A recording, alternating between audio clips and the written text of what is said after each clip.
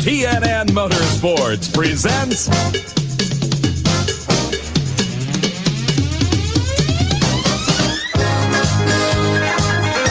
the American Sports Cavalcade.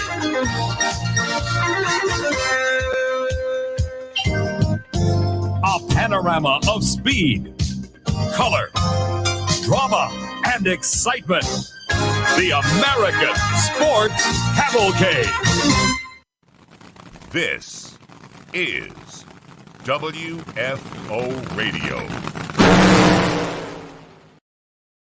Hey, everybody. Welcome to a special edition of WFO Radio. Today, we'll be remembering the life and professional career of Big Mac, Dave McClelland, with a couple of his colleagues from Diamond P Sports. And you know, these TV guys got the best stories behind the scenes. We're going to get together. Also, hopefully going to connect with Cameron Evans, son of Steve Evans, to talk a little bit about someone he considers a family member, Big Mac Dave McClelland, and I am just super excited. Now, if you follow WFO Radio on a regular basis, you know that we've got sponsors and we love them, but on this particular edition, and I feel like they will be totally okay with this, we'll tell you about them at the very end of the show, in that this is a difficult time for the racing community, the passing of Big Mac, of course, John DeBartolomeo, and frankly, in our whole world. But we're going to try to uplift with this conversation and some great stories. So let's bring on our guests, people that are also personal great friends of mine, starting off with Mr. Tom Gee and Mr. George Casteris, who are both, like I said, great friends, TV professionals. Gentlemen, welcome to WFO Radio. Both of you, for the first time, we've hung out a lot behind the scenes. Tom, how are you doing? I'm doing well, Joe. How are you? I am great. I'm great. And Georgie, how are you? I'm doing well, Joe. That is doing great. Well. Yep. Excited. So we have worked together, Tom, you and I, at Masters Television on Performance TV, and I'm super excited. We're going to have Cameron as well. And George, you still work out at the NHRA, which is great. The spirit of Diamond P Sports still going through the NHRA TV production. But you were both there during what I consider the golden era of NHRA drag racing and broadcasting. Tom, when did you get to Diamond P Sports? Give us that whole timeline so we can understand the relationship with Big Mac before we get into some of the stories. And Cam's going to join hopefully in about 20 minutes. Yeah, I started out with Diamond P January 1st, 1990. And I had been involved with racing. I'd raced myself in the Northeast part of the States and up in Canada, and tried to go pro and failed miserably because it takes a lot of money. So I'd been in television at that point for about 17, 18 years. And I saw an ad in Broadcasting Magazine for a producer for a motorsports television show. And so I applied. John Mullen, who was in charge of Diamond P at the time, brought me down to Nashville, where they did most of their work. Their headquarters were located there. And did the interview and got the job. So January 1st, I bombed on down to Nashville, and NHRA Today was scheduled to debut the 1st of April.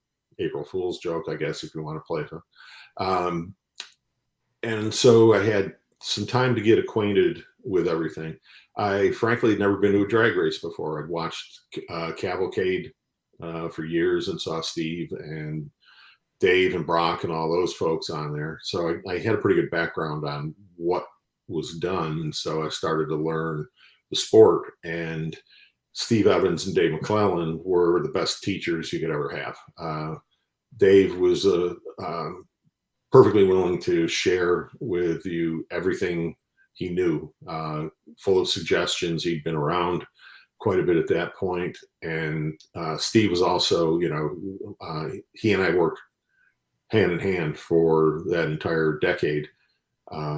Basically, sometimes like here, you see I'm running the camera even. And basically learned the sport in the first couple of months.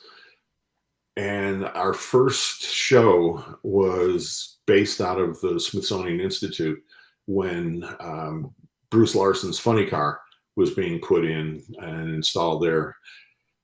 So we were there, we're shooting, and I got a sense of the run and gun nature of the way that Diamond P did television. We didn't rehearse anything. We had a script that was pretty loose, and Dave and Steve pretty much were able to riff off of that. They knew where we're going and what we're doing and everything else. So we go there, and one particular shot, and I can't remember what the shot is at this point, but we had to go somewhere, and the Smithsonian people were like, "Oh, no, you're not going to go there. You can't. We got to get permission and everything else." So I took the person who was telling us no over to look at another place we were going to shoot and make sure that was okay. And while I was doing that, John Mullen, Dave, and Steve went off and basically guerrilla television. They went there, they did what we needed to do, and got back. And the people at the Smithsonian were never the wiser. And I don't think they'll come after me now after all these years. Statute of limitations. That was the way we worked. All of this. Definitely run and gun. Exactly. Georgie, when did you get to Diamond P Sports? All of a sudden, George, I can't hear your volume out of nowhere. You were great, and now I can't hear you. Can you hear me now? Yes, I can hear you now. Okay, there you go. I was just being really quiet, Joe, because I love Tom's stories. It's really, to me, it's always kind of funny because, so I started at Diamond P in 1996, and my story is a lot like Tom's, except that I wasn't trying to become a professional race car driver. I just, but anyway, TV guy. But 1996, and just like Tom, I mean, I knew about drag racing, but I was not a drag racing guy. And I got hired by a guy named Jeffrey Green when there was a big transition going on at Diamond P. They were closing down the office in Nashville, and they wanted to bring everything down to St. Pete. And a bunch of people that were working in Nashville either couldn't or didn't want to make the move.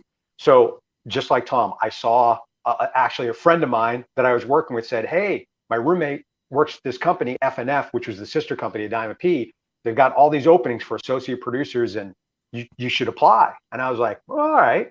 And I didn't, long story short, got the job. But just like Tom, I can't tell you how great Mac was, Steve Evans, Bob Fry, those people were to me as someone coming in out of the blue, really didn't know anything about the sport except for the very basics, and how gracious they were, how welcoming they were. And Steve in particular, because I worked on NHRA Today in the beginning, just like Tom did. And Steve immediately, took me under his wing and really helped me understand, introduced me to everybody, and just was, unbelievable people to work with. But they were Mac and Steve and those guys. They were old school. They love drag racing. I don't know if people understand how much those guys loved the sport, how passionate they were about it, and just how, you talk about living and breathing something and everything. That's who those guys were. So they just were just like Tom. I never would have been able to do my job the way that I did, or do it as well as I did it, without people like that. And then there were people like Tom, honestly, and Wayne Thing, Lou Castillo, some of the original, Cindy Harmon. These were people that were already working for Diamond P Sports and were, eyeball deep in the drag racing world, that all, just like, Mac and Steve and Bob Fry and those people, they scooped us all up, all us new guys that came in kind of at once. And man, they really helped us get up to speed and, do as good of a job as we were able to do because of them. So, yeah. It was a crazy way to do a television show too. NHRA Today, a half hour, aired initially on Sundays, and then they moved to airing on both Saturdays and Sundays.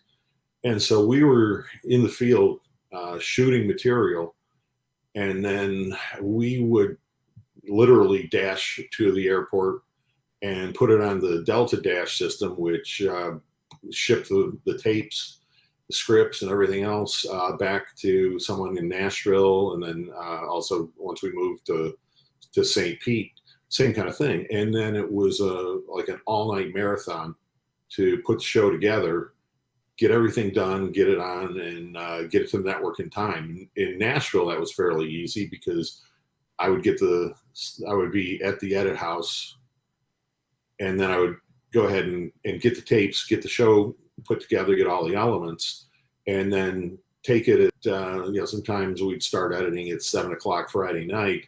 And I think the airing that we had to beat was like 11:00 Saturday morning.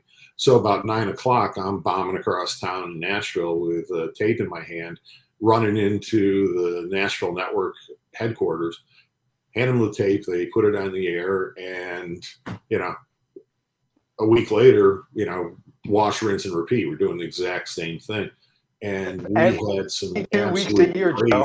Every week. Every That's week. crazy. There was never a break. There was never a break. That's crazy. And in moments like that, I am honored and happy that I got to actually do some reel-to-reel editing like 3 times before we switched to digital in my radio career, just to think about all of that, like the behind the scenes. Now, they send it goes to the cloud, they pull it off the cloud, it takes 2 minutes. That was like real TV. It wasn't a job, it was a lifestyle. Adventure, yeah. We had close calls.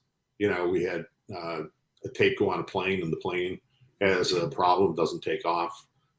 So we're sitting there, we're shoving the edit schedule back and trying to figure out what we can do, leaving gaps for the missing pieces that were coming in. And originally, I was supposed to be the guy back in Nashville putting the show together. But after 3 or 4 episodes in 1990, there were problems with how well it was working with me writing the script, sending it to the site and all that. So where I'd been told that I wasn't going to travel all that much, and all of a sudden I was traveling between NHRA and other things that we were shooting. I was on the road 35 weeks out of the year. And, that was go to the event, shoot it, come home, go into the office, get working on the next show, and then fly out again. So, there were times that, I think there's one 6-week stretch where I think I was home or had 1 day off and all that. And George can relate to that because they had the same kind of thing. And I frankly caught hell from the upper management when I decided to tell my people, if you've got your piece for the show done, go home. You've been traveling, you've been working a crazy schedule, go home and relax and everything else. And I caught hell for it. I was making policy. What I was not high enough on the food chain to make policy, but I had to do it because otherwise I was going to absolutely immolate people that were already burned out. Well, it sounds crazy. So that's the context. And just for all that are wondering, while this was happening, Joe Castello was in high school and graduating, senior year, approximately 1990, graduated in 91. Prior to that, me and my dad, like, wow, cable, we can watch drag racing. NHRA today. Oh my gosh, Joe, come in here. It's on. We would get in front of the big console television still at that time.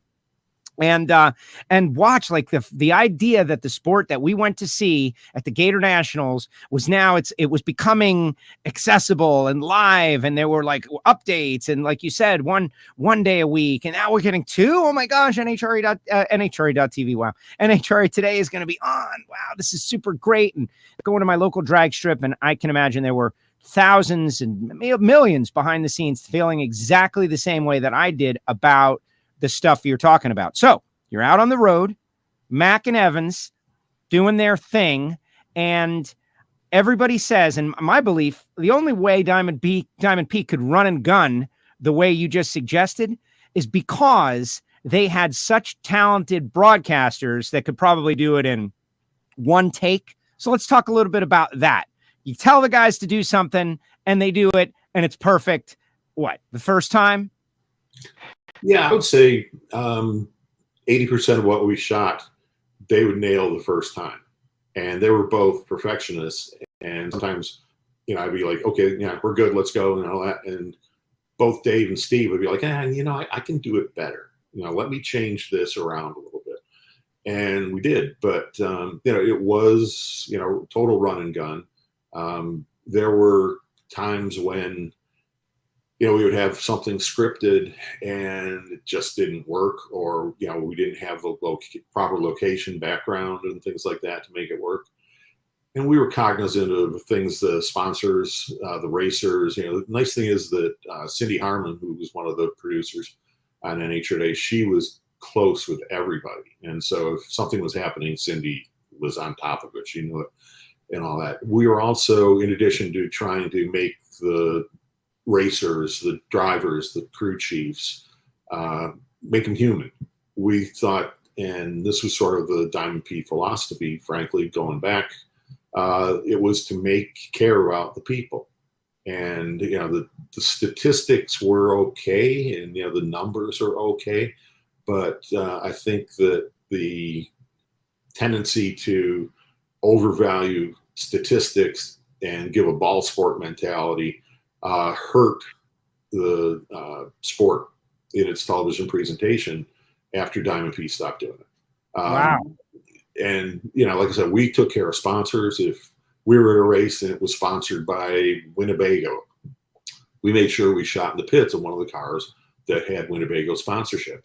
And so, we took care of people, and we were always told to keep that in mind. So taking care of the sponsors and making you want to know and enjoy knowing the people that took part in sport was the prime motivation of that show, and what we did for the event coverage shows, the hour-long ones that were edited. And then later we should get into talking about doing live, because there's some tales to tell about that. I think what Mac brought to the table and what Steve brought to the table is kind of what I talked about earlier, Joe. I think it's that idea of, and this is no knock on anybody that's working on our shows now, because I think our guys are great. I love Tony, I love Brian, and it's just a different era, you know what I mean? But those guys came up in the sport, and they had a connection to it, and a connection to the people. And again, I think as we've grown as a sport too, things do tend to get a little bit more corporate, a little bit more impersonal in terms of how you deal with each other from a TV end to a racer end. I think we always still try to keep in mind now as we produce shows. I tape produce for the NHRA on Fox now. That's my job currently. And I think one of the things that we really do try to do is sort of what I learned from Tom way back in the day, and he learned from John, which is, you have to have a storyline, and it's a through line through a show, right? That you want to follow it along. You don't want to start a show with a storyline and then bail out on it halfway through. Sometimes you have to, just by the nature of it. But that's something that I learned from Tom. That's something that Tom learned from John. And the thing that Mac was great at and that Steve was great at was just that thing. They knew they had a feel for the stories, for the people, for the storylines. And I think, again, going back to my original point, it's that passion for the sport and the people and that connection that they had with them, that they felt almost like that obligation, if you will, to make sure that they were telling the best story they could. And they were damn good. They were just really good. When I worked on NHRA Today, when I first got there, and I'd go out with Steve, and Tom was saying earlier, we really didn't have a script. Like when they would do like a stand-up, like to start the show, Steve would always do, "Hey, welcome to NHRA Today, everybody. I'm Steve Evans. Today we're at, Dottie-D, wherever we were at, Borley Exhaust," might have been something like that. And Steve would ad-lib all of that. I would just tell him, "Hey, we have this much time. So I got 30 seconds scripted in right here, right? And I need you to say this and this and get me into this is our first feature." And Steve, cigarette, couple puffs, throw it down on the ground, stamp it out. "All right, I'm good. Let's go." And we'd shoot it. And never let Evans eat a hot dog before he goes on the air, though, because the man was gifted at dripping mustard off of a hot dog onto his shirt 5 minutes before you're going on the air. And so, you're going on the air and he is scrubbing his shirt with a towel and everything else. He's taking a small stain and making it bigger. So then it was a question of putting the microphone in a place or something that can block seeing it and all that. But I mean, Evans plus hot dog plus mustard is the formula for disaster. Bad. Yeah. What George is alluding to with both Steve and Dave, they had separate impressive talents. Yeah. Steve could make a complete stranger feel like his dearest friend from childhood in 30 seconds. and he was just superb at that role. John Force admits that TV made him. Well, Evans and Mullen made him because they found a guy that is a little bit off, a lot off, and that they could make into a fascinating personality. And they took to him before he even won his first race, which I think was '89 in Montreal. And that was a race Diamond P didn't cover, oddly. But they knew that Force was going to build the sport, make people like him, like the sport and all that. Dave, on the other hand, was your absolute straight-laced point A to point B professional. Steve did the shtick. Dave did the business. So Dave would make sure that sponsors were mentioned and that some backstories were worked in early in the show that would then have a payoff later in the show, things like that. So Dave could take you from point A to point B perfectly. If you told him 30 seconds for this opening spiel, they'll read it once or twice, ready to go, bangs it out 30 seconds. And when it came to when we would voice track post-produce shows, we would edit it. I'd lay out a script for him with timings and everything else. And when he sat down there at the in the announce booth and we rolled, and he would bang off an hour-long show, which was 44 minutes or so of content. He would bang that off in about an hour and all that, which is really impressive for anybody to do. And the one thing that I admired about him was, unlike some people I'd worked with, he didn't want to watch the show and then voice track it. He wanted to have a natural reaction as it happened, even though he was at that race a week earlier and knew what happened. But as far as what was on the TV screen, he would wait and watch it and talk about it as it happened. And what he would say in a lot of ways was exactly what he would do when he's announcing the race live a week earlier over the PA. He would then carry that same content flow and everything else into the TV show.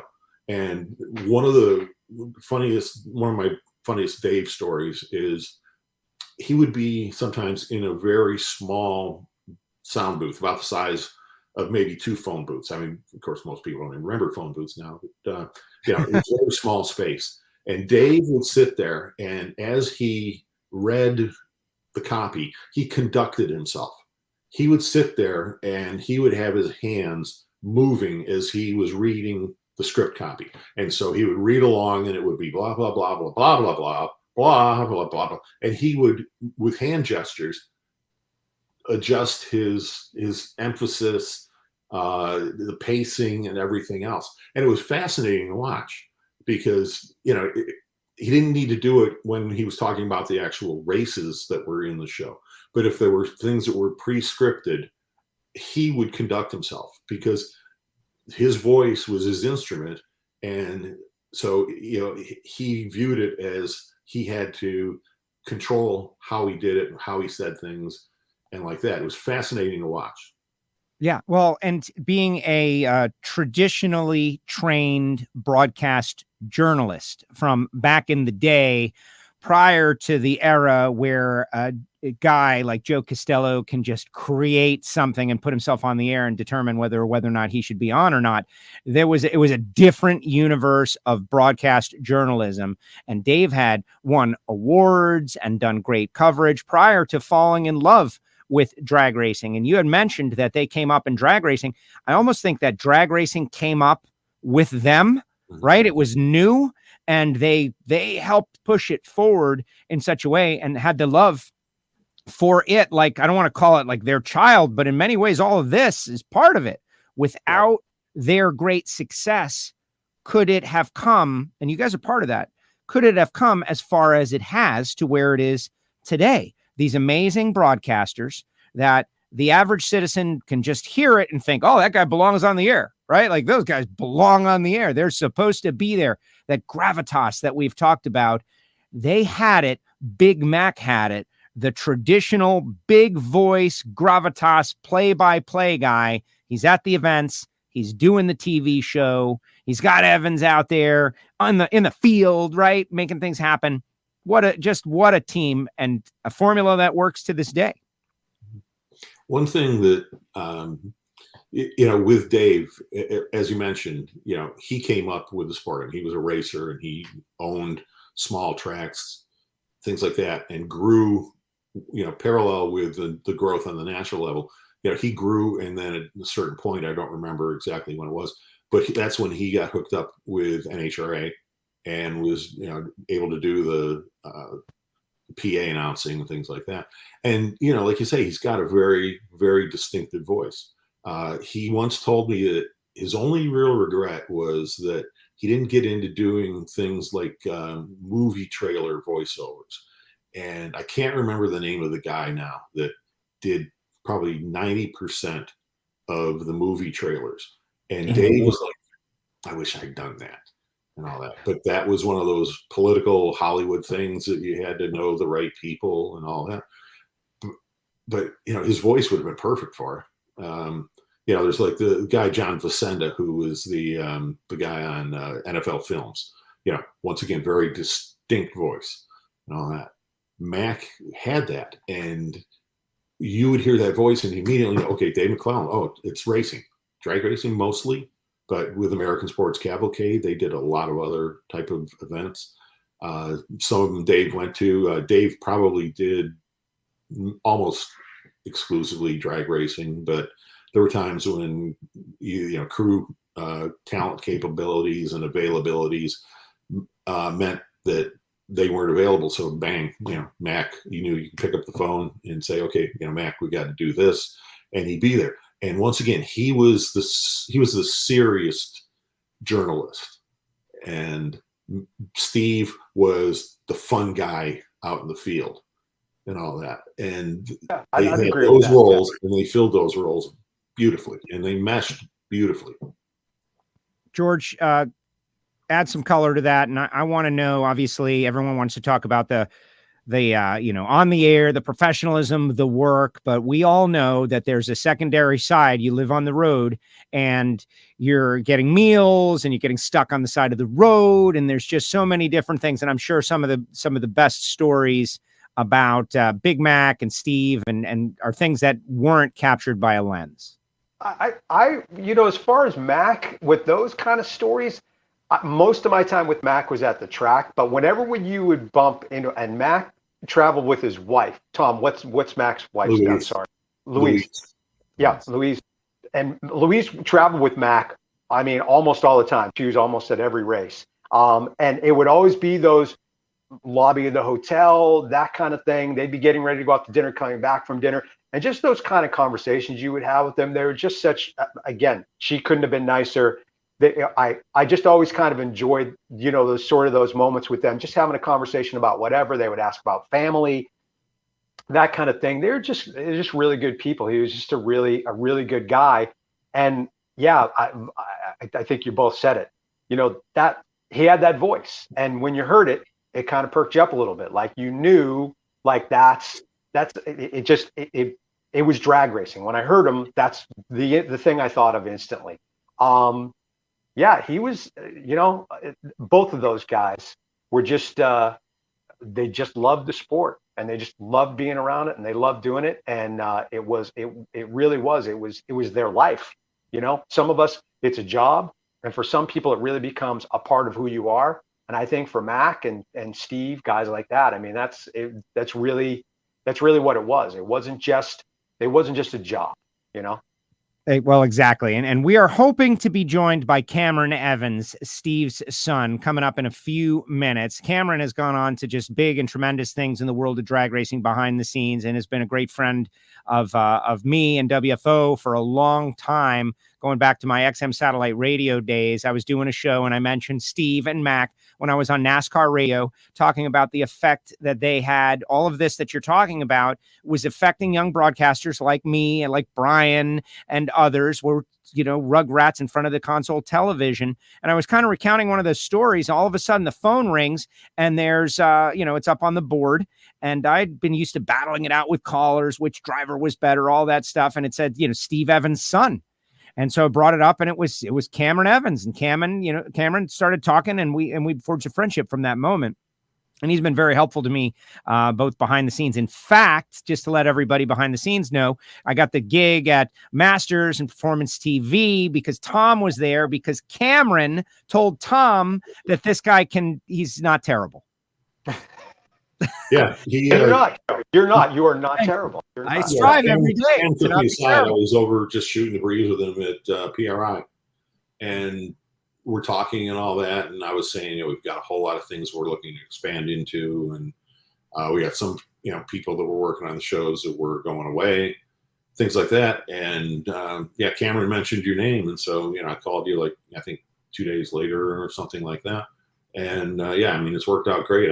I've enjoyed working with you over the years. We've done some goofy stuff with that television.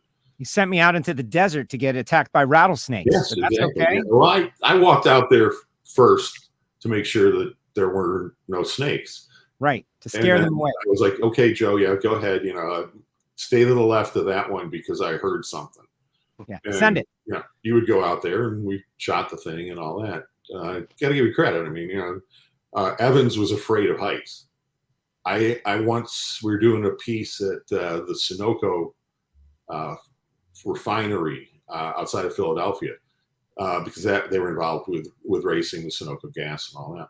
And I needed to get a shot with some height looking over the refinery and all that. And I said, Steve, just go up on that second level on the stairs here. And they were the open, the industrial stairs, open gaps in between them. They had the holes, drainage holes in every step and all that. And Steve never told me he was afraid of heights. He went up those stairs like a 90-year-old woman. He was just holding onto the railing one tenuous step, and then second foot came up, and then another 10. And he finally got up there, and he said, "Look, this is as high as I'm going. I wanted him to go to the second level." He said, "I'm going to here," and all that. And then we had to figure out, okay, well, we'll change where the camera goes and all that. I had no idea though that he had that fear, but he still did it. And I mean, it's that that old hoary expression, the show must go on. But you did it, they did it, they knew it.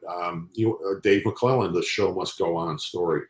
At one point, when TNN had started doing a lot of live drag racing, and Diamond P was producing all of that for TNN, we were also producing some of the events for ESPN. And the idea came up. I don't know who to blame or credit for the idea, but we decided we'd do the thing as a same day turnaround. So we would shoot the race, and after each round, we would edit it and prep it, and then Dave would voice track it. Well, we were in Dallas at the Motorplex, and one of those typical Texas gully washer rainstorms came in and parked right over the racetrack. And we're down at the probably about the 1,000-foot mark, and the compound starts to flood. So where all the TV trucks are and all this electricity and all that starts to flood, and it starts with maybe an inch of water, and then the drainage wasn't working, or the drainage drained to where the trucks were. And so it just kept getting worse and worse. And we're doing this. And so Dave had to be in the tower as things were going on. And then he would come down to the trailer and go in there, and we would voice track whatever segments we had done at the time. Well, we're in one truck. He's in another truck, and he is splashing his way through 5 inches of water. No idea if there's critters in there, or if you're going to take a step and it's going to be a hot wire, and it'll be an early end to the TV show. But he would slosh through the water, probably getting wet up to his knees with splash and everything else. He would come over to the truck and get the notes, and I'd tell him, okay, this is what's going in there. And then he would go back to the other trailer, sloshing through that same water, and sit down and bang that thing out. And once again, he would just knock it off, just like his commentary on the PA. You get a cue, boom, he would hit it. He would finish right where you needed him to finish. It was going to a replay and he needed to take a beat, or if it was going to Evans with an interview or things like that. And I mean, the guy, he was a pro. He did what had to be done to get the job done, even if it meant sloshing through who knows what was in that water at the motor place. George? I was going to say those shows, from a technology standpoint, we're talking, 25, 30 years ago now, right? Like what the difference between trying to do that then and what we do now, I still marvel sometimes sitting in there because everything's file based now. Everything's a digital file. Editing is completely different now. All of it is so completely different. And the effort and the energy by everybody back then that it took to pull something like that up, we basically do that every Sunday now. We're live. I don't know. I'd say we're probably live, actual live, 10 races a year, maybe. I don't even know if it's that many. The rest of them are all like a same day tape play deal. And sometimes the window's really, really close. But anyway, the difference in what you would have to do then, as opposed to what you have to do now, it's just so night and day. It is so much easier. And we have way more people than what we used to have back in the day. That's the other thing too. Not as many as we used to have maybe 5 or 6 years ago, but still the crew is much bigger. The technology makes it so much easier. But yeah, you had to have somebody like Mac back then, because if you didn't have a chance to go and do it 4 times, right? You better nail it like right now. So you have to have that live mentality and get in there and do it. And that Mac was awesome at that. He was great. The TNN shows that we did kind of in that same period, we would go on the air at like 2 or 3 in the afternoon with live finals. Everything prior to that was prepackaged, but it was prepackaged that day down in the truck. And once again, Dave's up in the tower and he's working. And as soon as the pro round is over, he's hauling down to the TV compound so that we can voice track these different segments. Like we had Top Fuel round 1. He's got 8. We would show all of the races. We wouldn't show them from, startup, burnout, backup, and everything else. But we would show, let's say, 10 seconds before the launch, wherever the camera cut worked. We didn't want to go 10 seconds and then a second later there's a camera change and all that. But we would go back 10 seconds from the launch and lay the rundown. And Dave and I came up with a system that made both our lives easier. Was that the instant that the cars crossed the finish line, the camera would cut, and that was a solid 7 count. Once Dave saw the camera cut after the car crossed the finish line, he was mentally counting 7, 6, 5, and I'm in his ear counting 7, 6, 5, 4, 3, 2, 1. Because then it went to either the next pair or an interview with a guy from that race or a replay or things like that. And it took some of the variables out of the circumstance because we had so much to do with so few people, so few resources in a very tight, finite amount of time that we had to have a method that worked for Dave as the voice and me as the guy taking care of what the pictures and everything else is. And so, it was just 8, 7, 6, 5, 4, 3, 2, 1, boom, on to the next thing. Nailed it. I mean, I don't think we ever had we had to stop and do anything because Dave ran over. He knew. And, it got to the point I didn't have to count him. He mentally could do it. He could take a piece of script copy, read it once, time it, and see that it was supposed to be 30 seconds long, and it was 33 in his first read. And I'd be like, okay, well, here, we can trim out this or this part of this sentence and things like that. Look, no. And he was, very assertively calm. He'd go, no, I've got it. Next pass, 30 seconds. He would find a way to speed up his pace, but not make it sound like, some sort of cartoons, with the fast voices moving like this. He would just find a way to adjust his pacing and make it work. And, once again, it was the years, the experience, all that he had in the business. And, once again, he was just like a valuable resource. He knew that Dave would handle it. That is amazing. George? And I was going to say, when you look at how we do shows now as compared to then, I mean, aside from all the technological advantages, manpower advantage, Brian and Tony are dedicated, on Saturdays and Sundays when we're producing shows, they're dedicated to the show. They don't have to run back and forth from the tower. They don't have to. So we can, and we do most of the time, especially with the fuel classes, Top Fuel and Funny Car, we'll call sessions like live. And the beauty of everything being digital is you can call a pair, and if you're really trying to compress time, you lay out, you wait, you cue it, you pick up with the next. So it's and the editing is so much easier to do because you're not dealing with tape. It's all digital file. And the way we do it without getting too much into the weeds, it makes it. But again, just the little things over the years and the really big things, from a technological standpoint, but just the fact that Brian and Tony are in the booth and they're ready to go. And if we're going to call it live, they call it live. And there's a little less of that stress and drama of trying to get people back and forth and shuttling people around. So, yeah. All right, guys. Prehistoric way that we were doing it. We would, like I said, we would go on the air maybe at 2:00 and we had to be off at 5.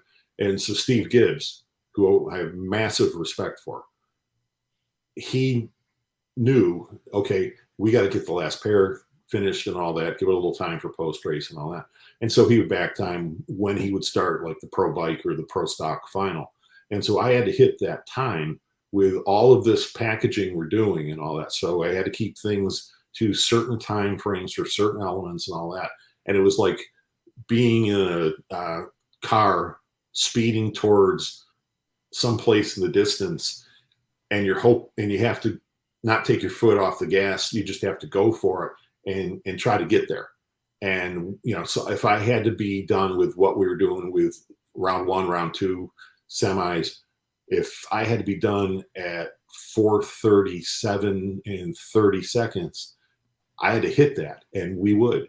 And it was sometimes a freaking miracle.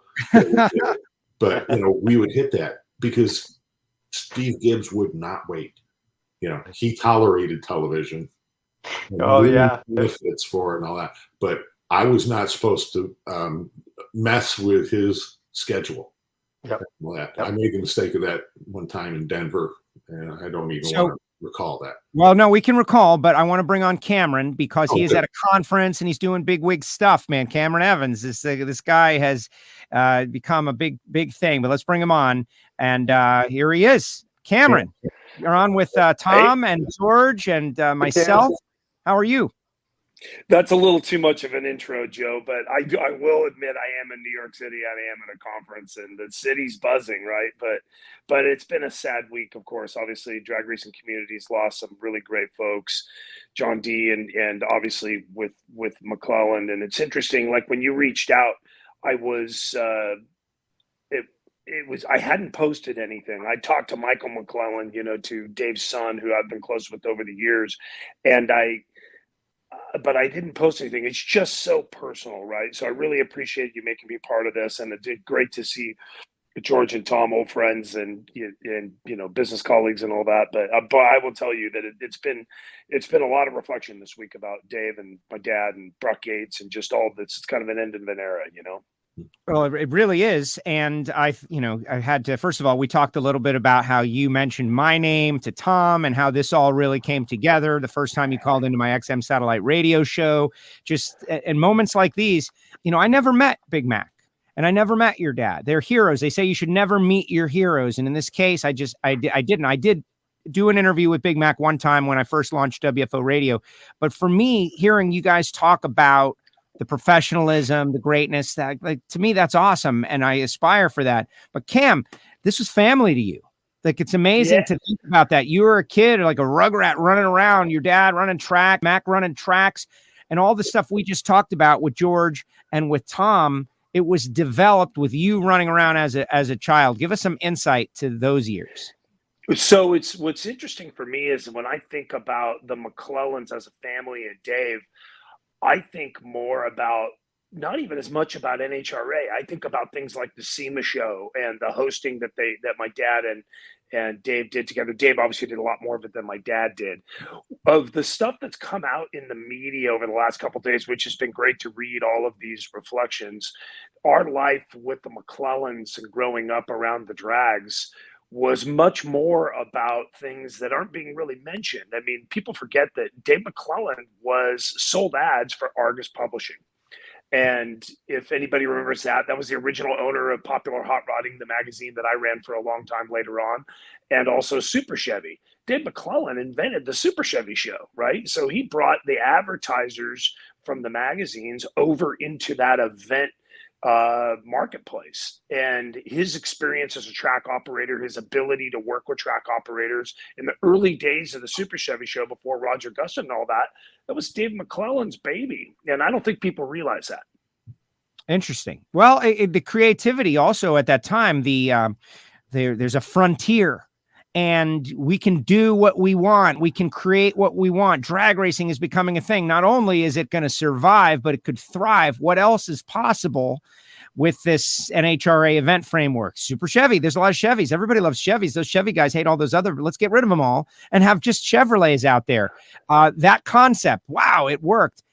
So many things like that in that wide open field. And I think about the people that were the pioneers, your dad, Mac, others. I think about, Linda out there connected to all of this. For sure.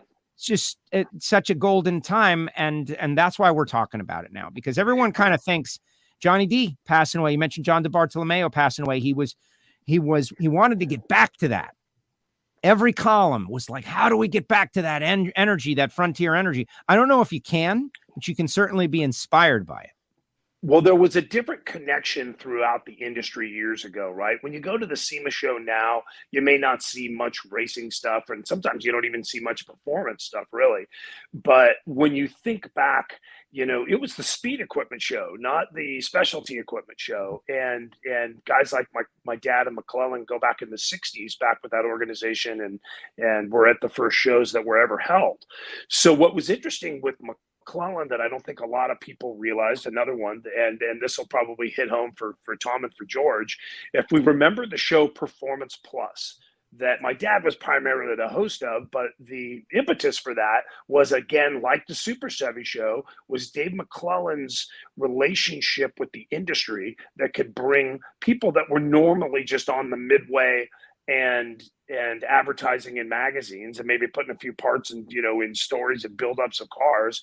It got them on television in their own environment. My dad really enjoyed going and doing all those shows. But again, that was a product of a guy like Dave McClelland that was well-liked and loved by a huge bandwidth of the performance industry, whether it was in people making parts or whether it was a more of an angle around the shows and television and drag racing and such. So, it's hard for me. I remember as a kid, we would, the McClelland kids and myself, and it was funny, our parents would get a good laugh out of it.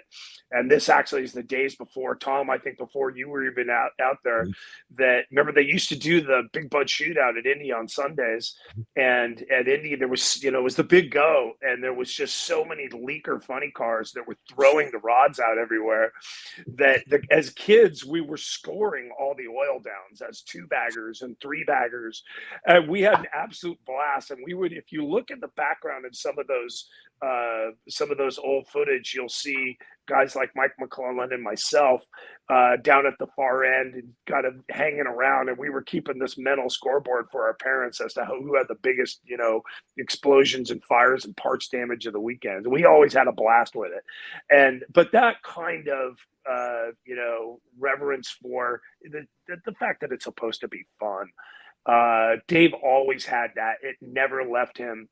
And when you spent time with Dave McClelland as a family, we weren't talking about NHRA drag racing. We were talking about the fact that he and Kevin were doing a remod on the tuna tank so that they could go drag race together.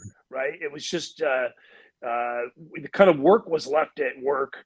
And more from a family side, it was more what a lot of these racing families would be involved with. It really, like I said, the end of an era. Okay, I remember. Go ahead. you're talk about down to far end, things like that. When you would show up, we'd draft you to work with us, and I think you probably hauled a couple thousand camera batteries back and forth from the freeways back to the truck where they were charging them up and bringing us fresh ones and all that. And I got to confess that there were some times that we would send you for swapping batteries, and we didn't need to swap a battery. We were just messing with you. So you would hop on that golf cart though, because you're maybe 15 at the time. So you'd hop on that golf cart and you had the dead serious look on your face, and you would haul ass down to the truck, take the battery in there, put it on the charger, bring us a fresh one, bring it back. And a couple of times, Jeff Kelty, who is the main cameraman with Diamond P over the years, he would sometimes be the instigator of messing with you and sending, Jesus. No, not Jeff. This battery's only got a 10% charge. You got to take it back, even though it was fine. So, we're sending you back and forth. And let me just take one real quick aside on Jeff Kelty.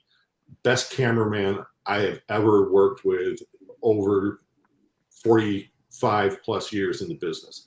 If you guys go back and watch some of the And They Walked Aways and like that, think of Whit Bazemore had a fire at Indy. Thing explodes, as his cars were prone to do when he was, basically running on a shoestring. His car exploded, probably 800 feet, 1,000 feet. And of course, full flames and all that. It's coming down. He drove it into the guardrail to try and slow it down, banged it into the guardrail. Jeff Kelty is standing at the far end, right next to the guardrail. Whit Bazemore his car goes past probably 3 feet away from him with this thing engulfed in flames. And Jeff had the skill to, as he was ducking, hauling ass to get away, running for cover, he swung the camera and it panned with the burning car as it went by. He was just absolutely fearless and brilliant in what he shot. And if you go back and look at almost all of the Diamond P shows, he's the guy that's doing a human steady cam, years before the actual steady cam was invented. He's the one that's walking up and around the cars and things like that, and walking up to your dad and walking up to Mac and things like that in those shots. And I also got to give a shout out to Matt Eilis, who was also one of our prime guys shooting and all that. And, Matt, I think he joined up while he was still in college at Bowling Green. And once again, another guy that just, was magic with a camera on his shoulder. Well, I think what a lot of people forget, Tom, is that the TV production team has always had a close relationship with the racers themselves. When you think about that rolling roadshow that Steve Gibbs kind of created, that it did involve every level of it. And still to this day, some of the better relationships around the pits are between the people who have worked on television and the race teams themselves. But Tom, I do have to tell you, thanks a lot for the work ethic. I didn't realize you guys were screwing with me, but now I see where I got it. So that's great. And the other one, Joe, to think about that a lot of people, if you look, if you ever want to see a skinny kid in the background, Tom will remember this, George may as well, that was one of the jobs that I was put on in Diamond P was as a spotter. And what a spotter did was he literally held on to the coattails of that photographer who was in harm's way. And back in the day, we had camera locations that were in pretty precarious places. Like now where you might see a robotic camera, we had a guy on a camera at 150 feet at Pomona. And because it was dangerous, and when a guy would pan with that, if there was anything that was coming the other way, it was the responsibility of the spotter to get that guy off the platform, save me and him at the same time. And if you remember back that famous Eddie Hill blowover at Pomona, where you see the tire float up in the air, I was on that camera as a spotter, and John, I'll think of his last name, that was camera 6, I think that was. It was time. Okay, are you ready? We're ready to lock down. Boom, he locks down. I grab him. We go basically underneath the scaffold, and as the burning car goes past, but he got the shot. And just that level of television production is something that a lot of people, obviously you guys do a crushing job at it today, but it was a lot more difficult back there in the post-production era that my dad and Big Mac we're involved in enabled all of you in television production to put a level of shine on it that is obviously probably very difficult to do with live television today. Yeah, the first shows that they did were, and I'm talking in the 70s, they were edited at a TV station in Syracuse, New York. I think it was the CBS affiliate, and they had an edit facility. And so John Mullen would go from the event to Syracuse, edit the show, and then the talent, Mac or whoever was voice tracking, would fly in, and they would voice track it once again, the 4 a.m., everybody's chugging coffee to stay awake to finish the show because the shows had to ship out and all that. And that was just how it was. I envy the guys nowadays with the equipment that they have in the tech facilities that they can get away with and accomplish a lot of things that we dreamed of doing, but never really managed to do. And Cameron, the spotting job, that was 15-year-old kid, got a guy's life in his hands. That's kind of interesting. I don't think that ESPN and the Mouse would allow any of the stuff that went down. No, it was interesting too. So for a lot of people, maybe there's a few crew guys that have experienced it, and certainly the best drag racing photographers experience it. But when you sit on the wall that close to a fuel car, you kind of see it when it's coming. You don't remember it when it's parallel to you, and it's still pretty fuzzy when it passes you. There's just so much energy and vibration from the cars. It's pretty sketchy, to be honest. It's very sketchy, I don't guys. see many people doing it anymore. No, yeah, I remember we ever come to it anymore. Jeff Kelty, Cindy Harmon, and I were down at the far end, so it had to have been Friday because usually by the weekend I couldn't leave the truck. But Rance McDaniel blew an engine, to just mincemeat. And we're down there and we're just watching parts bounce past us. We're watching parts rain down on us. And it was like an aluminum rainstorm. We're nothing you could do. You're just kind of, huddled there, ducking, because a lot of these pieces were fairly small, but they were hot. So, like I say, you're in an aluminum rainstorm as the car is going past or what's left of the car is going past. Tires are everywhere and all that. It was, I don't think a video game could do it justice because of just how crazy it was to be down there when something would happen. But we did it every time. We were down there. Hey, okay, car blows up.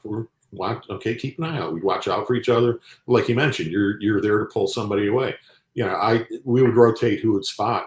There were times I had my forefinger, my forefinger, pointer finger, tucked into the belt loop on Jeff Kelty's pants, and that's how I would pull him away if it was this is time to go. And so you would just pull, and that's how you got the camera guy away. And once again, if you go back and look at And They Walked Away and all these crash tapes and everything else, was a Diamond P production. More than likely, Jeff Kelty was the guy shooting it, and he just I can't describe just how good he was under fire, literally under fire.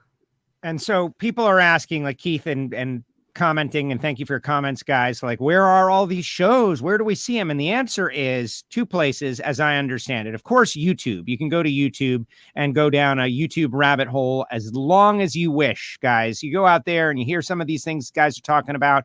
But also, I'm under the impression that NHRA.TV has many of these shows and videos and classic programs and all that under the NHRA.TV membership banner. And that's just a reason to become a member of NHRA.TV. Not only do you get the live events and you can see all the great stuff that George is producing now or out there involved in, certainly, but you can go down the rabbit hole and watch the classics, not on YouTube, because sometimes the YouTube videos are like a guy taking a video of his TV from 1980. These are the real deal tapes. In many cases. So just wanted to drop that in for those who are curious, because isn't it great? We can relive these experiences you're talking about. And Well, I think that's the plan, funny. Joe, Oh, too, go for all ahead, that George. stuff to keep. I'm sorry. I think the plan for that too, from what I understand, is that's just that library is gonna get bigger on .tv. They want to add more and more of the old stuff, especially because look, when we have like a rain delay at the racetrack now, and everything gets shut down or whatever, the first thing that we go to put up on the big screen at the event, or now that's all part of the .tv kind of universe. It's always people love when we put the old shows on. So it's stuff from the late 80s, early 90s. It could be an old And They Walked Away. People love that stuff. So I think it's all gonna get folded in more and more, and that library is just gonna grow bigger on the .tv side. Yeah. The library at one time when Diamond P's offices in St. Petersburg, we moved into a new building, and it had been owned by a guy that had helicopters and classic cars.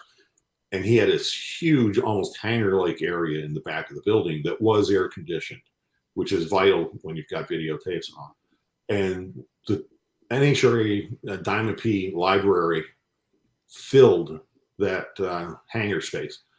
And that still wasn't all of the tapes. There was an equal amount of tapes that were in the confines of the TNN library. Well, TNN folded.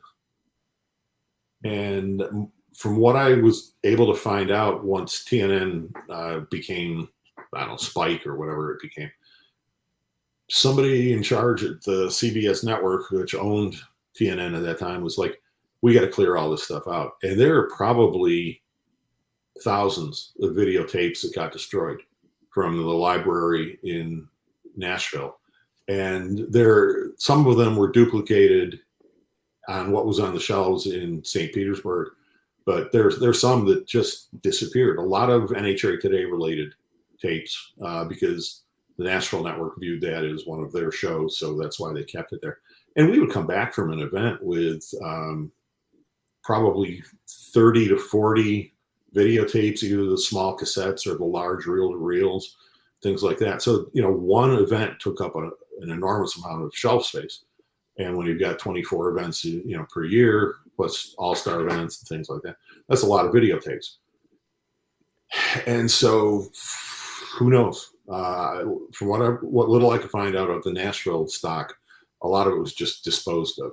And then what was in the library at Diamond P in Florida, they went through a whole legal hassle about who owned it and all that before NHRA finally was able to get their hands on everything. And they loaded up several trucks with all these videotapes and hauled them from St. Petersburg to Glendora, and then basically dumped them in Jim Trace's lap. And Jim had to figure out, what to do, how to catalog and everything else.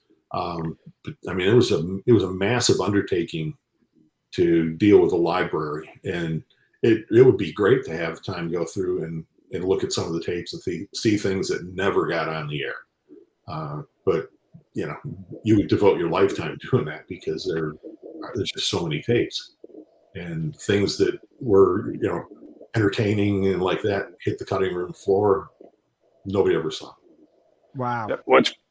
It's funny you all mentioned that because I turn on those Roku channels, right, from the streaming services, and you see NHRA TV come on these Roku channels. And for me, that's my sense of nostalgia on a Saturday afternoon. If I've got the time and I'm home somewhere, I turn that on, and it's my wife came in and said, "Does your dad have his own television channel on Roku?" And I said, "Apparently so," because he was in all the programming. It was really, it's made it really fun to watch. It's been, but like I say, when you get to times like this where obviously for the McClelland family and the loss of Dave, it makes you nostalgic for this, but it definitely makes me proud to know that the level, like I'm sure you all mentioned, that professionalism, that level of preparation that these folks had and that all of you put into this. I hope that the drag racing fans realize just how difficult it is to produce this level and quality of television. It doesn't just come out of your mouth, right? It's you're pretty well prepared, and I just don't know that obviously the work that Joe and Brian and everybody have done, it's you see that it's a legacy. And I know Dave, and I'm sure my dad would be really proud of the work everybody's doing, because it's an art to be able to pull all this together and be able to present it in such a uniform fashion, such a smooth way like Dave McClelland did. They're pretty hard to repeat. Absolutely. Cam, and I know that you are at a conference, you are working as we speak. And so I want to thank you for joining us. If you have to run off, I understand it. We're beginning to wind down. And this is the kind of thing we could go hours, right? There's probably countless stories. But Cam, before you go, is there anything that you wanted to say, you wanted to put out there? Maybe it didn't come up. A final thought, if you will, on this, what we are doing here today. Yeah, it's more just one little note about Dave McClelland. When my family thinks about Dave and the McClellands, we think about Dave moving his family from Louisiana, right? And coming to the West Coast, and just the true friendship that our families had over those years. Like I say, it's that and that really came for the source of that is that these are the nicest people. Never a mean word said about them or from them. And these days, everybody's pretty critical, and Dave just wasn't a critical guy. And what I know we will miss as much as the talent and the the legacy in television and in the automotive aftermarket that Dave McClelland leaves behind. We're going to miss a really nice man. It's just sad, but I know that the family's doing well and adjusting well, and I know his health hasn't been that great over the last months. So a great relief for Big Mac, but it certainly won't be forgotten. Absolutely not. Cam, thank you so much for joining us. I really appreciate you getting you guys all together. Just awesome. Tom and George stay with us, but Cam, I know you got to get back to it. Thank you for making the time. Yeah, absolutely. Have a great day. Hopefully we'll see you at the drag soon. Yeah, what, Indy, right? Cameron Evans at Indy? We'll be there. Without a doubt. Thanks, Cam. Appreciate you. Thanks, there he goes. Cameron Evans with us here on WFO Radio. That must be cool, Tom. Yeah, he's like this big. Right. You guys were messing with poor Cameron, sending him on useless tasks for no reason. We messed with everybody. That's true. Yeah, but isn't that no? That's a sign of love. And by the way, the kid took it seriously. Like, what is it? Like idle hands. You gave him something to do that he perceived to be a vital need, and he got the job done. And like he said, like that work ethic, right? He was 15, and he was helping his dad, and he was helping people that were helping his dad, and that little fire. We talk about young people today and how they need it.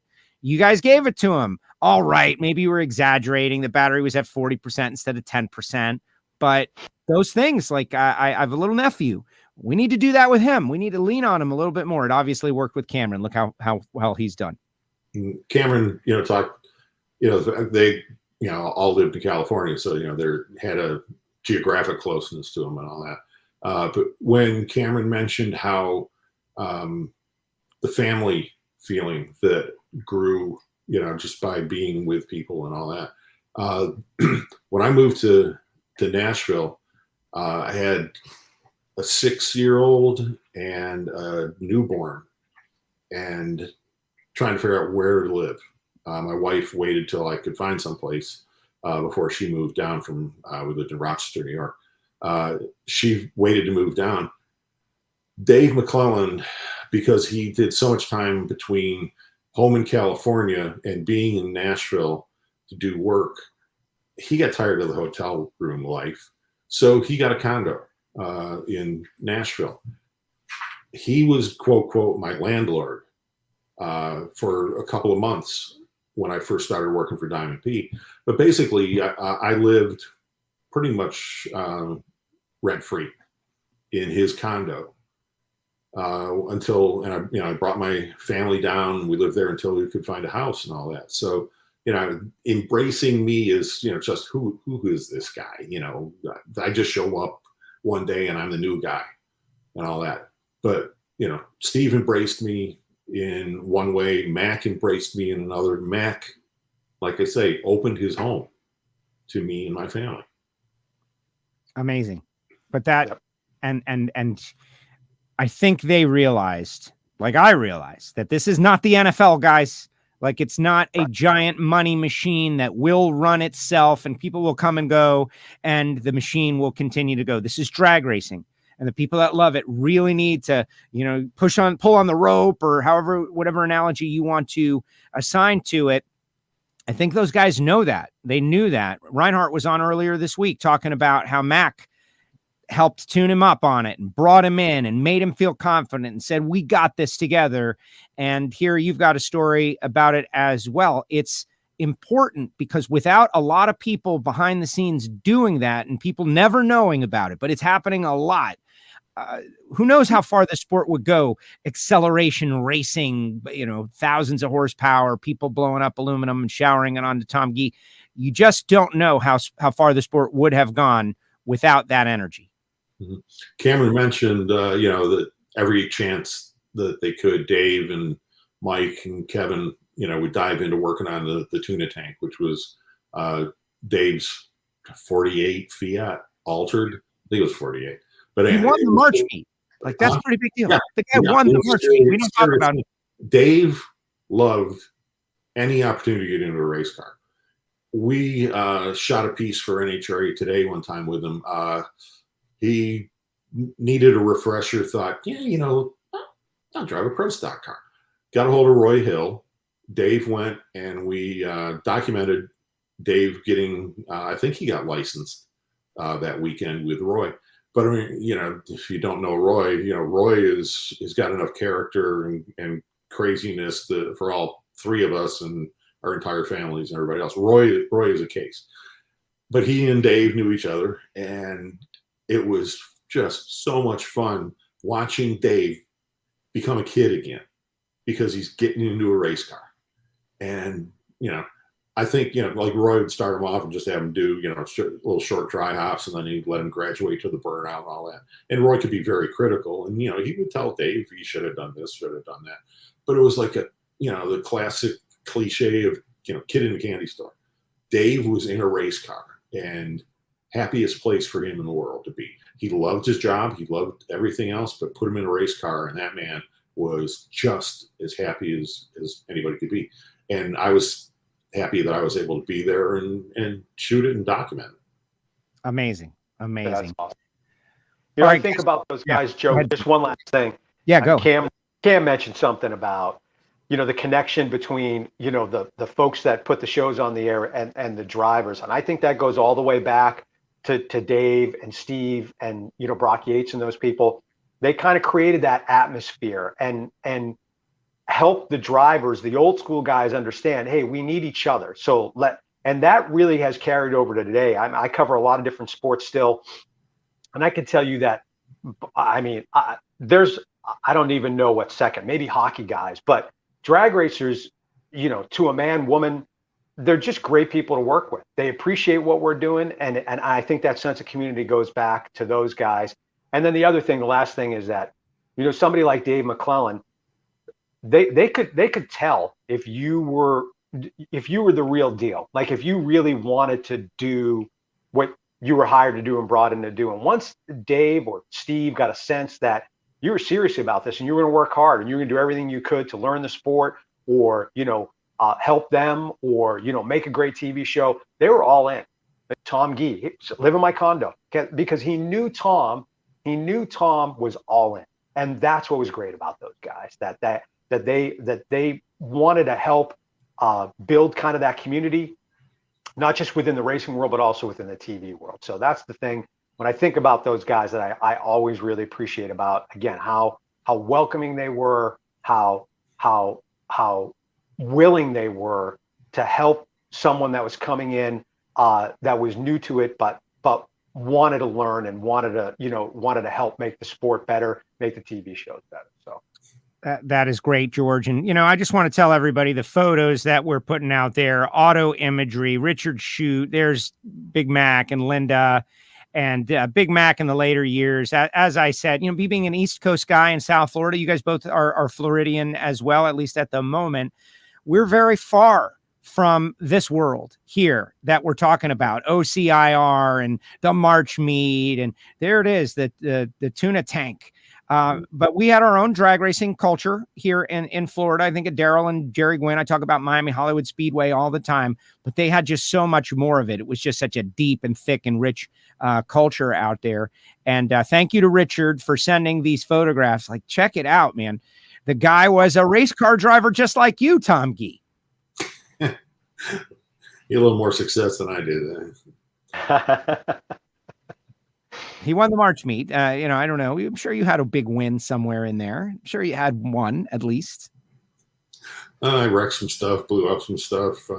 It was open wheel formula cars and all that. So it's easy to wreck stuff and break stuff. Yeah. And I did it for 8 or 9 years. And like I said, I tried to go pro. And I won't bore you, but I showed up at one race at 4 a.m. I got an open trailer. I threw a sleeping bag down on the ground. Fall asleep. I wake up at 7 o'clock, and there's this big semi pulling in. Parks. They open up the back. 3 cars come out, all for one guy. Catering truck pulls up, unloads, tent, tables, everything else, all for one guy. Ferrari 308 pulls up. Guy climbs out. Beautiful blonde climbs out. The one guy. He probably spent more on catering than I could afford to spend for the entire year. And, it was one of those things where you just kind of realize, that the old saying, racing costs money. How fast do you want to go? Well, there was a certain point I had no more money. I had no more fast. But I enjoyed it.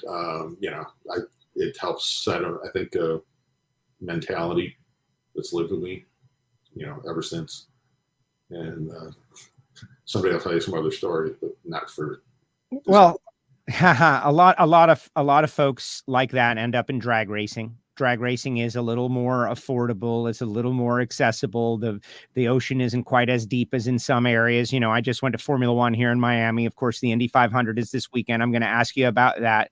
But good for us, right? Your time, Mac's time, Evan's time, Cameron's time, George, Wayne, who I invited on the show. He was unable to do it. Wayne Thing, and so many people behind the scenes that are still doing it. Good for us. Like, thank goodness for them to be involved in the sport of drag racing, a sport that is, it's funny how it's got gravity, right? People come here and they don't leave.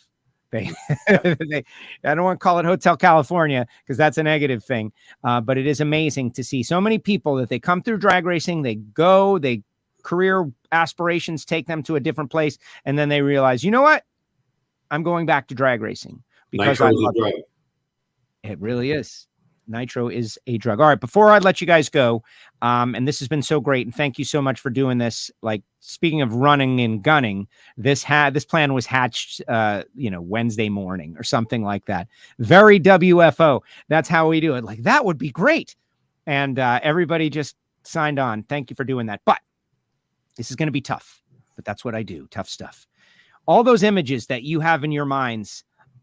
I think of one where John Force, you were talking about Force, in the Mountain Dew Camaro was on fire on Diamond P Sports, and it was a replay and talking about the burning and it's churning and the fire is raging and all of this stuff we would never do now because it's sensationalizing the crash, right? And meanwhile, they've got Elton John, Funeral for a Friend is playing in the background, and it's like incredible television. It's burned into my soul, right? I'm sure you guys have got moments that you worked on or you shot or you edited or you produced or you think about till right now that stand above the rest, like the Bazemore one. You can't use that one. You got to do another one.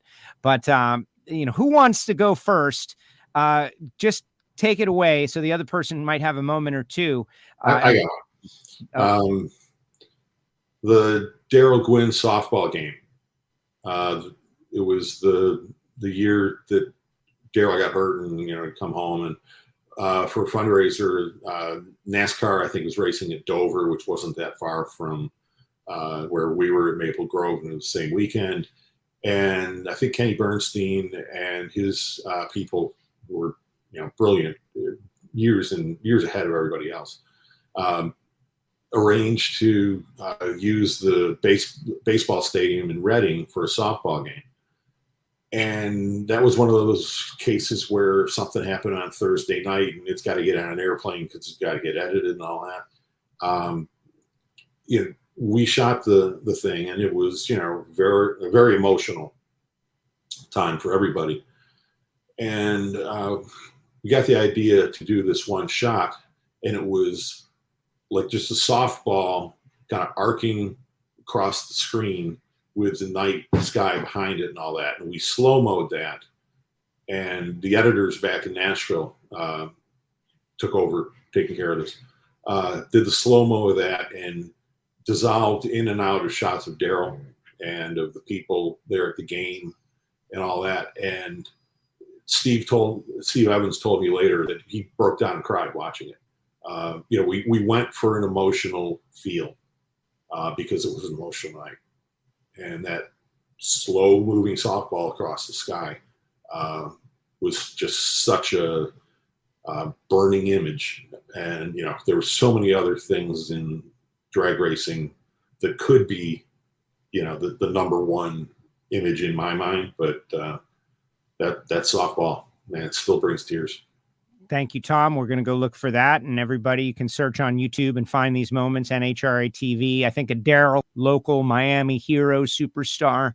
I think about the trajectory of drag racing and how things changed after that incident. Frankly, I think that Daryl Gwynn could have been Jeff Gordon for drag racing at that time. He was such a, and is, by the way, Daryl's probably out there watching this right now, or at least in the future. Daryl is a joyful, positive person who has taken that horrible moment and turned it into great things for so many people. But on a different timeline, who knows what might have happened? Kenny Koretsky, for those who want to know, hits the game-winning RBI home run to defeat NASCAR in the NHRA versus NASCAR softball game, just to tie it all together. The Captain Chaos involved in that. George, what about you? Well, I hate to that for me. Tom should have gone last. Is that what you're saying? No. That's not too much. I don't want to be a downer. But I think sometimes the serious, really emotional things are what stick with you. So I got hired in August of 1996. My second NHRA drag race that I ever attended, and worked for Diamond P. I went to Brainerd first, was Indy 1996. And that's when Blaine Johnson got killed. And that weekend, of all the memories I have of the 25 plus years now that I've been doing this, it's still just for what it was crazy. It was so raw, and I get choked up just thinking about it now, but it was so emotional. And Cindy Harmon had just been made the producer of NHRA Today, and she knew Blaine so well. And Cindy she was beside herself. And we had this group of guys that had just all started working on NHRA Today. And the stuff that Mac did that weekend, and Steve in particular, the way that people like Tom and Jeffrey Green and Wayne Thing in particular that weekend, Wayne, because Cindy was just, she was just so overwhelmed emotionally, as you can understand. She knew Blaine well, and what a great talent, a bright light, and to lose him so early was such a tragedy.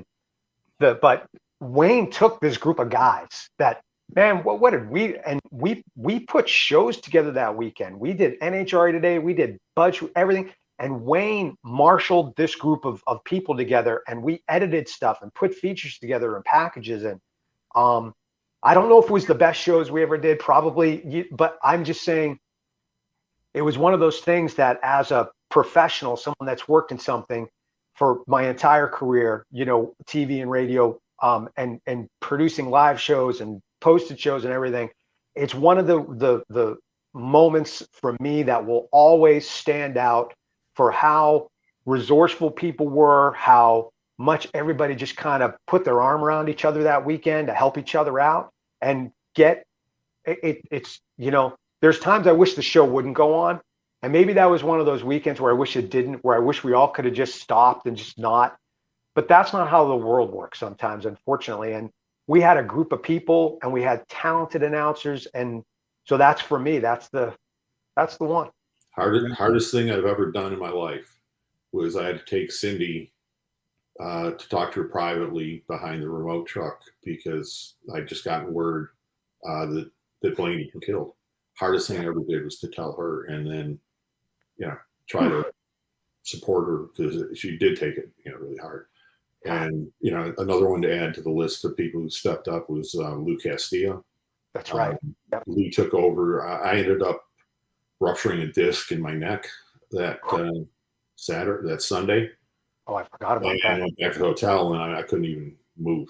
And I had the show, scripted and everything else, and I trusted that everybody knew what to do. And Lou stepped into my role, and home run.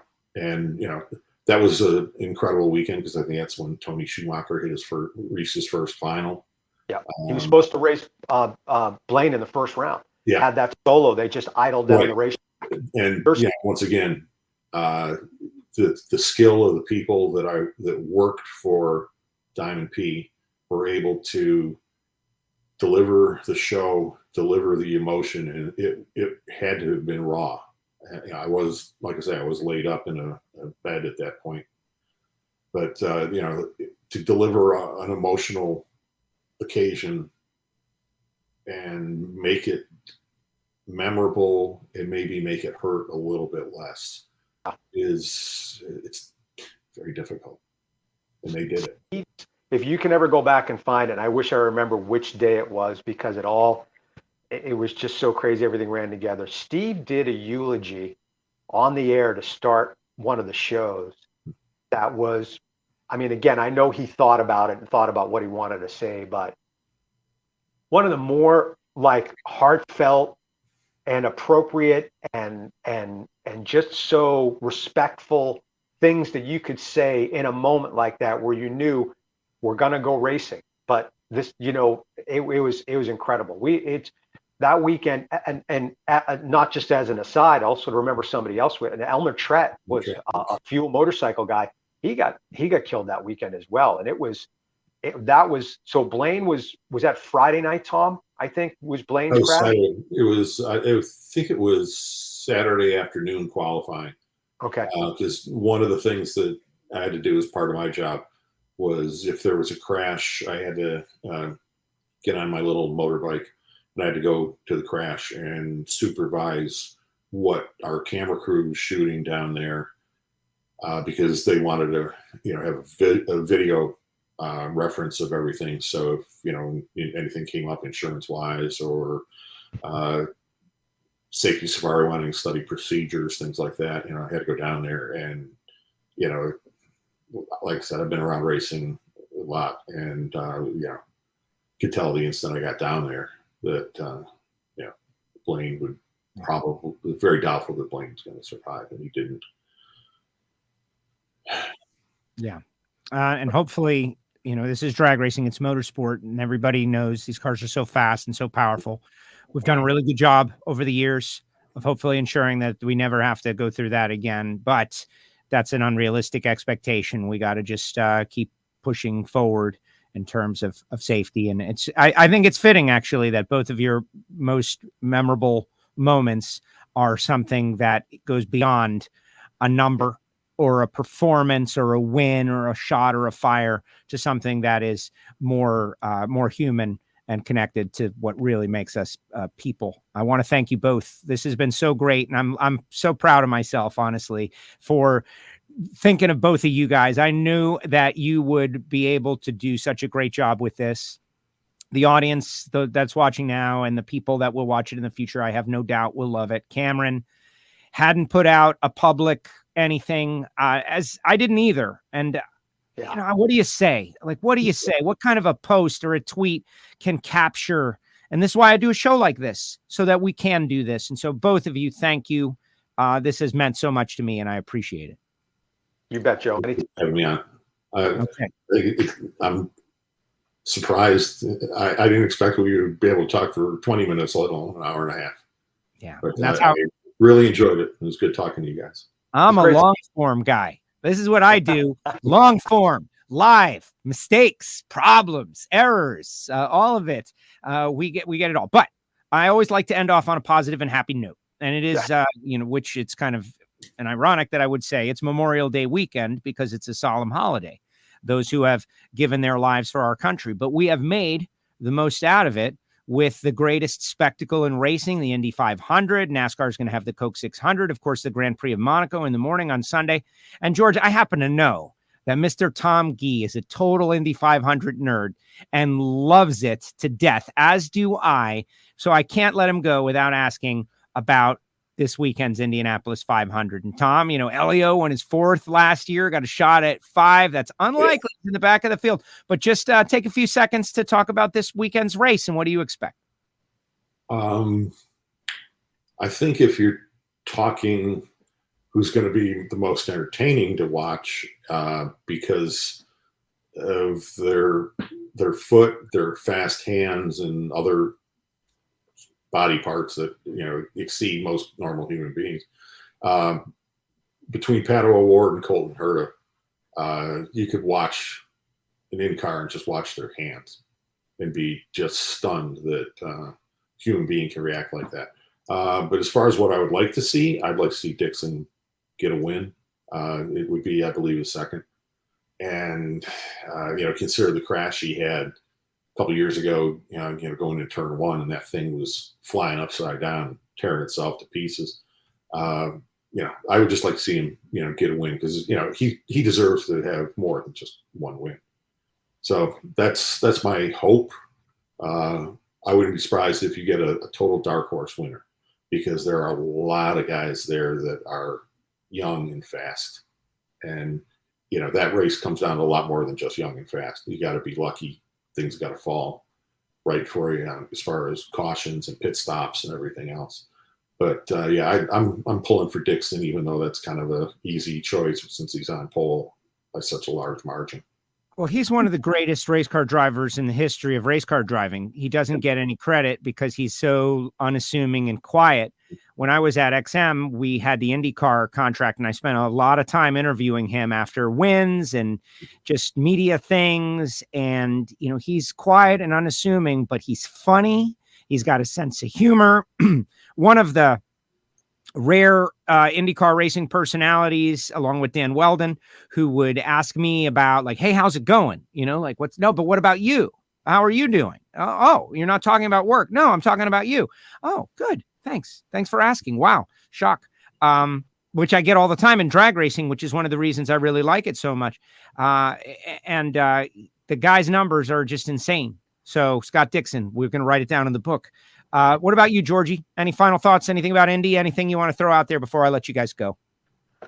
The speeds were amazing in qualifying. So that's I love to see that. I think the idea of when one does well, we all do well. So it's great to see Indy kind of maybe on that upward trajectory again after all the kart stuff back in the day and everything. And it just, things got so messy for it. But I love IndyCar racing. I just love that open wheel style of racing.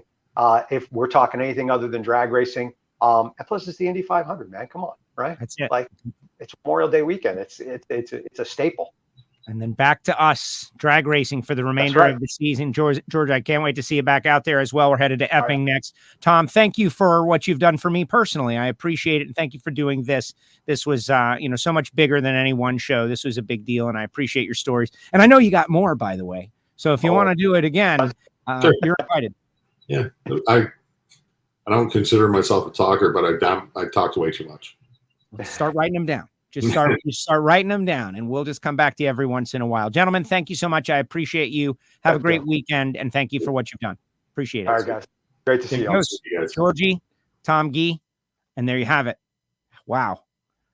Cameron Evans with us here on WFO Radio, and everybody out there watching to this point, if you're on YouTube in the future, or if you're watching live with me now, you know that this was a very difficult week, not only for drag racers with the passing of Dave McClelland, an icon, and John DeBartolomeo, also an icon in sports and racing, magazine editor, photographer, drag racer, just amazing. But then all the other stuff that's going on in our country right now, there's mourning going on, just terrible tragedies here and there. Coming up on Memorial Day weekend, maybe fitting. Memorial, thinking about those who have given their lives so that we can experience the good and the bad freely. And we do. And those of us that are involved in the racing community, we live this very different kind of life, circuit, circus life, carnies of speed, if you will, traveling around the country and, doing the same thing over and over again, setting up a show, experiencing the show, tearing down, moving somewhere else. And there's so many people behind the scenes who get zero love and appreciation for it, but the show can't go on without them. And to think of the guys who helped get us here, like Big Mac, like Evans, like Fry, who is still with us, by the way. But, Bob Fry, all of a sudden, Fry, I don't want to say he shies away from the spotlight. That's not what it is. I don't know. Maybe Bob Fry has had enough spotlight for himself, but he loves spending time with his grandkids. But Bob Fry, helped pull the rope and make this thing what it is. And we appreciate him and all, and Reinhart now doing what he does. Nobody can go unappreciated in this thing that we call NHRA drag racing. And there's so many people and there's just not enough time to give appreciation. But I'm going to spend a little time appreciating the people who make it possible for me to do this. Yesterday we had Jim Epler on the show. We had Erica Enders on the show. And it was great because Erica almost drove Jim's funny car back in the Rug Doctor days, a little bit beyond that, when Erica was first getting started. And their career paths went in different directions. But Jim is going to be at the race in Epping, the New England Nationals. And he's got a technology trailer he's going to be towing around, talking about some of the great sensors and benefits of using Philips Connect for your over-the-road truck and trailers, keeping track of all the sensors on your vehicle, whether your wheel bearings are catching on fire, whether or not your tires are going down, where is your load, all of those things. Go to Philips-Connect to find out more information. The folks at Total Seal, honestly, Matt Hartford, he came up with the idea. It was Amber, really.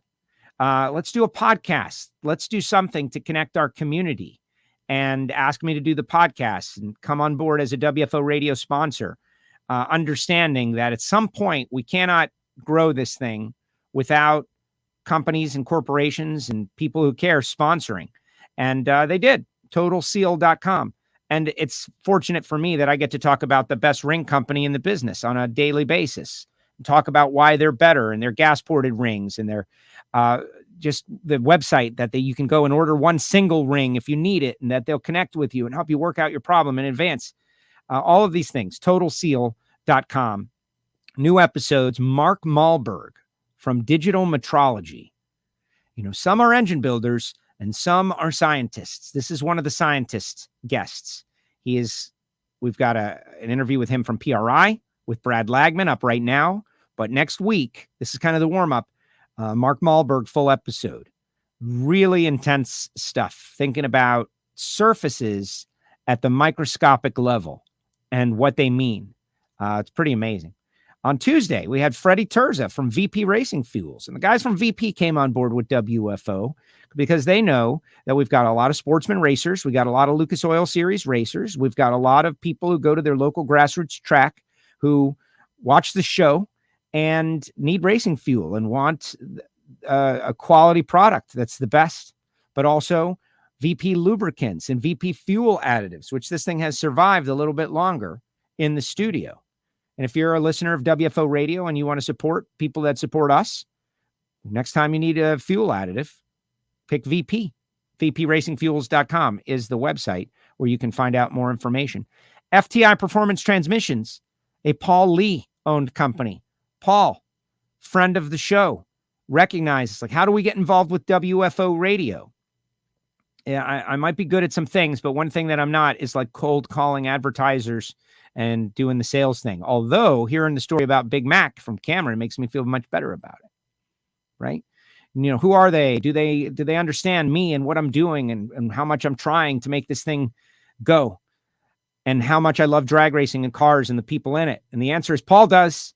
And so we talked a little bit about what would work for WFO and FTI Performance Transmissions and Converters, and Greg Samuel and his team, Troy Williams, a childhood friend out there in DeLand, Florida, putting together some of the best parts and pieces in the business for big money bracket racers and .90 racers, Super Comp, Super Gas, Super Street, certainly Top Dragster, Top Sportsman, Pro Modified, or high-powered streetcars, monster trucks, mega trucks. They do it all. They've raised the game in performance racing transmissions, FTIperformance.com. Go to their website, have a look, see what they do.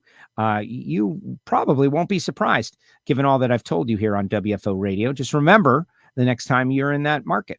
Like, if you go with them, you won't have any questions. The next generation of engine builders and machinists, like, who are those guys, the kids that are going to become the grown-ups that carry this thing along years from now? They're coming up through samtech.edu. And Brian Massengill, friend of the show, we did Factory Stock Podcast together initially, and he and his family, yeah, they've got a business and they've got a school, but there's no doubt they love drag racing and they love this whole thing. And they support WFO Radio. So if you want to get involved, going under the shade tree and turning some wrenches, that'll help you. But an education at samtech.edu will help you more, because then you're accredited. And they can call one of their countless relationships and be like, hey, we've got someone who's smart and is a go-getter. They'll take the batteries to get charged when they don't need to be. They'll want to. Something that's very difficult to teach. The Samtech grads, they got it. Samtech.edu. Tell Brian you heard it on WFO Radio. This one, Frank and Lana Hawley, all I can say is that they were one of the first people to decide to be sponsors on WFO. And at the Gator Nationals this year, Frank wanted to take a selfie with me. He says, you're kind of becoming a known thing. I'll take a selfie with you. And I laughed, and it was funny. But what they're doing is they're sharing the passion for drag racing by making it possible for someone to go and experience driving a dragster for very little money, $399. And they come around the country with the dragsters, and you make 3 passes, a half track and 2 full track passes. They'll even set up a competitive race that costs extra. But go to frankhawley.com and check out their dragster adventure. Who knows? Maybe you'll end up doing something bigger. And then there's Marvin Rodak, this is the best story ever, because he's just a drag racer in Fort Worth, Texas, who worked in an auto repair shop, who got tired of the coffee and the coffee maker, like, turning crusty, and he wanted to do something better. Drag racer mentality. And he brought it to coffee. So he educated himself about coffee, and now he gets some of the best coffee from all around the world. No joke. The best stuff sent to him, and he roasts it for you, fresh per your order. You call and you talk to him about what you like and what you don't like and how caffeinated you want to get. Like on the Joe scale of caffeine, me on a normal level being 8 out of 10, you can go 6 out of 10. You can go 10 out of 10. They've got all kinds of blends, drag racing themed, plus tools and tips and information and recipes and hot sauces and spice rubs. Marvin is a great guy. He's located in Fort Worth, Texas. You can even swing by the shop. Appreciate it. I know our buddy Matt Clark is out there from Torque Calibration Services, jumped on as a sponsor from Australia, knowing there was very little chance that we were going to send a lot of business his way, because you'd have to be a listener in Australia and have torque wrenches that need to be calibrated on a racing team to use him. But he did it anyway. Amazing. Thank you, Matt. And then there's the Patreons. These people are regular people who want to send a couple of bucks each month to make this thing go. And it doesn't make sense to me either, honestly. Patreon.com/WFO radio. But they assure me that they want to do it. And maybe you do too. Patreon.com/WFO radio. You can find it. And all of these people from our website, WFOradio.com. I encourage you to click the bell on YouTube and subscribe and write a comment and share the show around. This one is in particular because it's meaningful and emotional and connected to what we do in drag racing right now. So connected to what we do right now. I'm thankful. Tom Gee, Cameron Evans, George Casteris, Wayne Thing, who did not make the show but was out there, and everybody that's still involved.